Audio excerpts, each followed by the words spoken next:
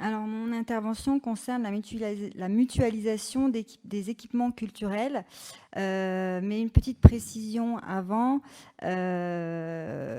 puisque vous avez osé nous humilier publiquement en insinuant qu'en tant que nouveaux élus, nous ne sommes pas capables d'écrire nos interventions, ce que soit dit en passant, je ne me permettrai jamais de penser d'aucun des élus de cette Assemblée.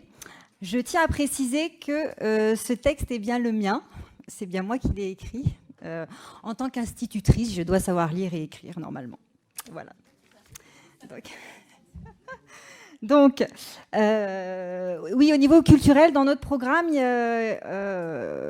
comportait en la matière une proposition visant à redéfinir le projet culturel de l'opéra en allant vers la création d'un EPCM.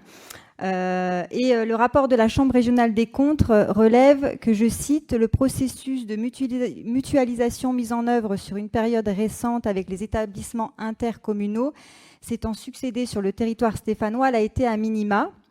Le rapport précédemment cité souligne aussi qu'aucun transfert d'équipement ni de personnel n'a eu lieu depuis 2012 dans le domaine de la culture, alors qu'il n'a pas pu vous échapper que la fréquentation de plusieurs équipements culturels gérés par la ville est en majorité alimentée par des usagers ne résidant pas sur la commune de Saint-Étienne. Alors c'est particulièrement le cas concernant le musée d'art et d'industrie, le musée de la mine et l'opéra. Alors même si, comme le disait M. Courbon, certaines compétences doivent pouvoir rester à l'échelle communale, la mutualisation, je vais y arriver, se justifie largement dans ce cadre-là. Merci.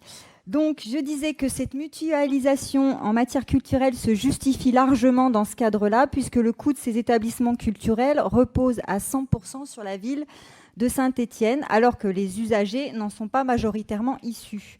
Aussi, monsieur le maire, je pense que nous devons nous interroger sur une possible mise en œuvre de cette mutualisation dans le domaine de la culture, ceci dans l'intérêt des Stéphanois, et ce d'autant plus avec le contexte économique et social dégradé que nous connaissons actuellement. Merci.